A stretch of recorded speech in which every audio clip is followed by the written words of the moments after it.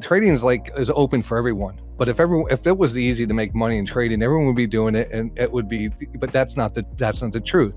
It's very hard to make money in trading. It's set up against people and our emotions, our discipline, our patience, not having a good foundation. It's going into a casino and you feel that you urge to trade and you're taking things. You have some edges there and stuff, but you don't have the ultimate edge. You don't have the patience. You don't have the discipline. You don't have the time in the market to know certain things. So that it takes time to be successful. I could tell you so many stories. And back in the 90s, I got lucky, started trading in 96, and then 97 was around. It was kind of a learning. In my first year, I blew up my account. I started with $12,000, and I blew it up, and I went back to work for another year. And then I quit my job again, and I had to trade it again. And I just happened to catch the bull, the 98, 99.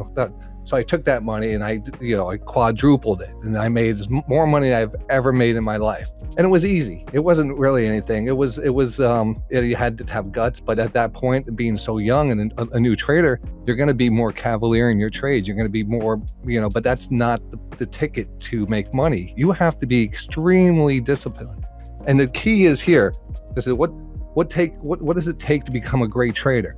It takes discipline. It takes so much discipline not to get into the market. Most traders, fail because they overtrade. All right, they're not waiting for their setup. They're not waiting for they're trying to make something happen. They maybe revenge trade. They trade out of boredom.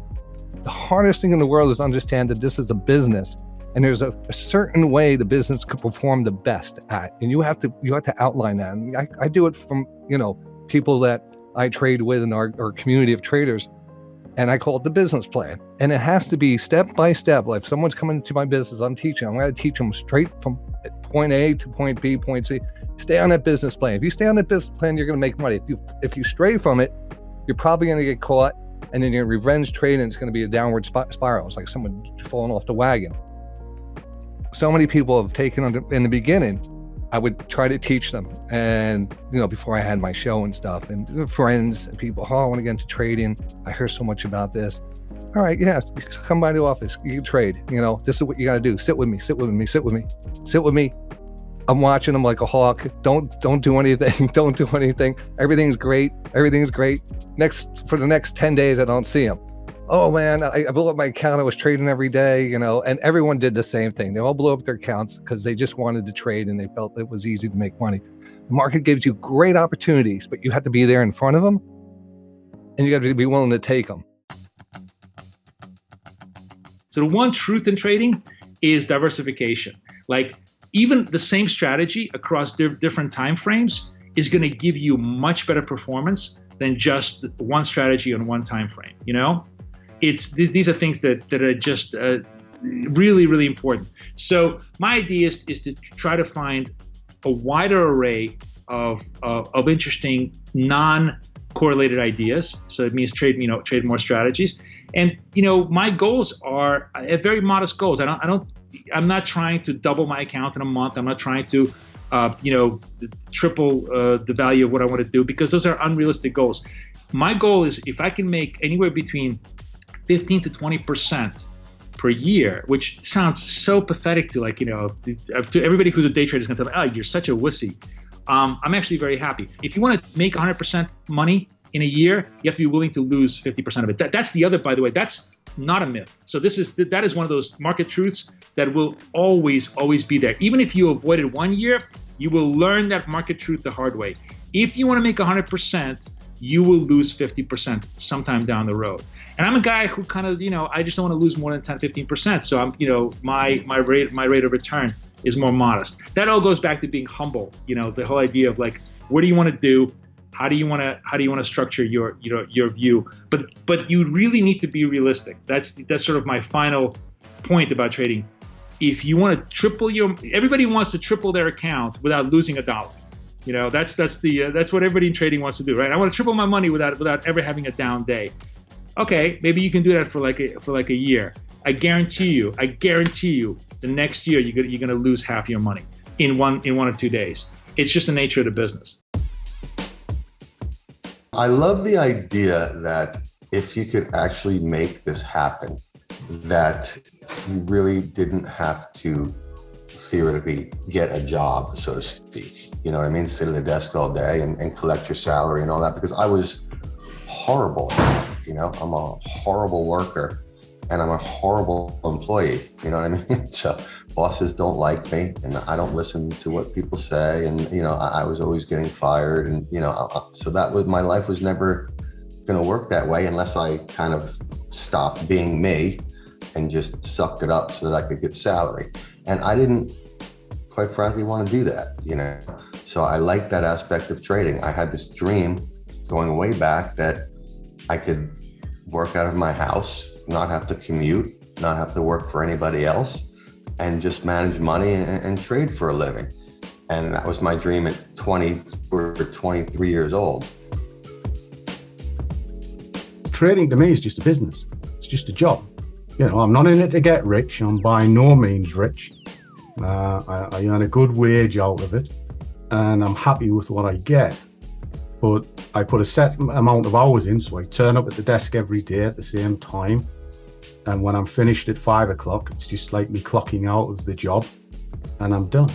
And that's it. And when I've been paid within the day, I stop as well.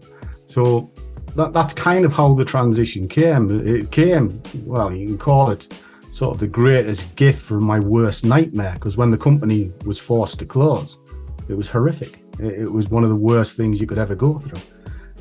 But I'm happier now than I was then, because trading's given me the freedom to do what I want when I want. But I've still got to make it work too.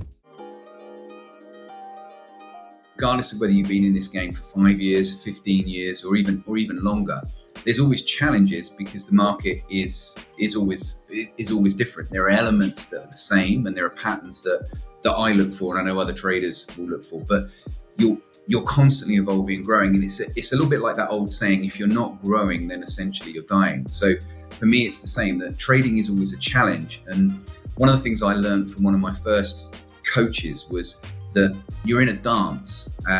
So sometimes you're leading and things feel great. Sometimes you're more on the back foot. So for me, the way that you maintain that is that you accept that trading is going to be a challenge. I think a lot of traders, like I've said, think they're going to get a year down the line, or they use the phrase of, well, when I get to this point, everything will be all right. And I think if you early on in your process can accept that what you're getting to do is extremely rewarding. And if you think about the number of people that attempt to trade versus the number of people that are actually successful as traders, I think if you can accept that as a result of that, you're going to be in a very small minority relative to the number of people that actually try it. That acceptance that it's going to be challenging, and there are always going to be challenges. I'll give you an example. Last year, 2021, I had a great quarter one, but I made no money in quarter two. It was about 3 or 4 weeks into quarter three of 2021 before I made any money. Now, as somebody who's been trading for 20 years, that's the first time that I've had a whole quarter where I've essentially been break even. So even for me, after all this time, that it didn't stop me trading. It didn't mean that I broke my rules or did anything different, but mentally that was a little bit different for me. So even after 20 years, things can come along that you're not necessarily expecting. And I think if you can relish that and enjoy it and see it as a challenge, rather than hope that you're going to have all your problems in the first year and then everything's going to be perfect after that, you're mentally equipped much better to deal with it. It's the traders that think, oh, I'm just going to get all my problems out of the way in 6 months and everything will be fine. They then get a shock.